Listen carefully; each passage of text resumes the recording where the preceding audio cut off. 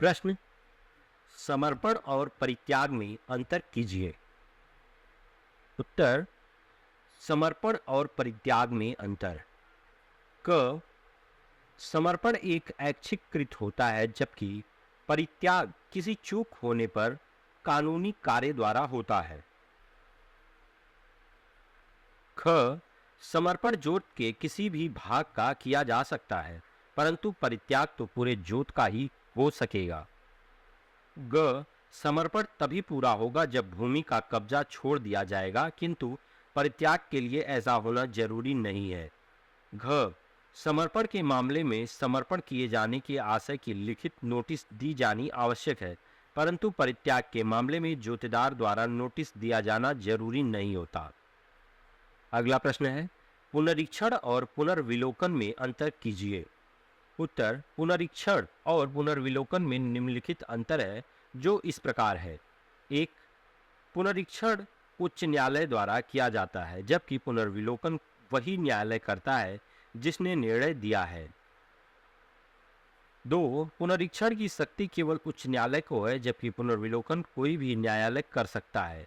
तीन, पुनरीक्षण तभी हो सकता है जबकि निर्णय या आदेश उच्च न्यायालय में अपील योग्य नहीं होता, जबकि पुनर्विलोकन अपील योग्य आदेश या निर्णय का भी हो सकता है। प्रश्न, सार्वजनिक उपयोग की भूमि से बेदखली की प्रक्रिया क्या है?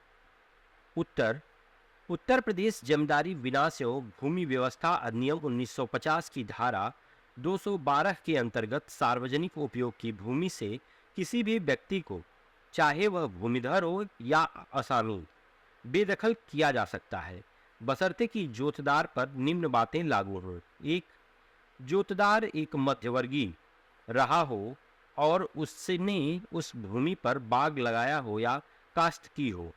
दो, ऐसा दाखिला या बाग लगाना या काश्त करना 8 अगस्त 1946 को, जिस दिन यूपी विधानसभा में जमींदारी उन्मूलन का प्रस्ताव पास किया गया था, या इसके बाद हुआ है।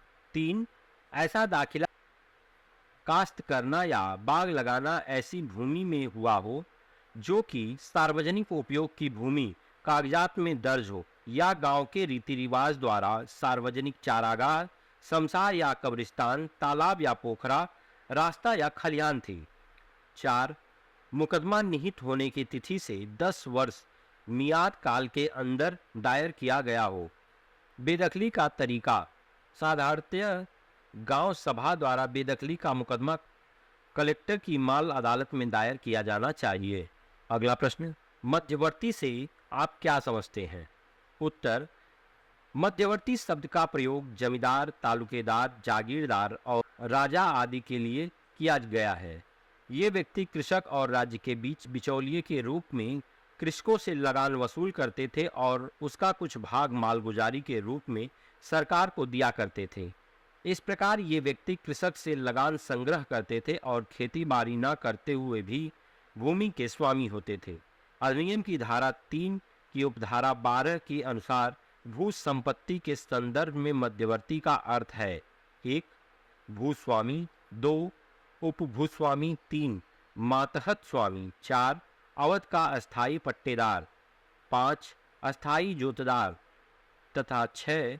इन पांचों में से किसी की जमींदारी संपत्ति का ठेका यूपी भू राजस्व अधिनियम की धारा 4 के उपधारा 15 के अनुसार। अगला प्रश्न, भूस्वामी का क्या अर्थ है?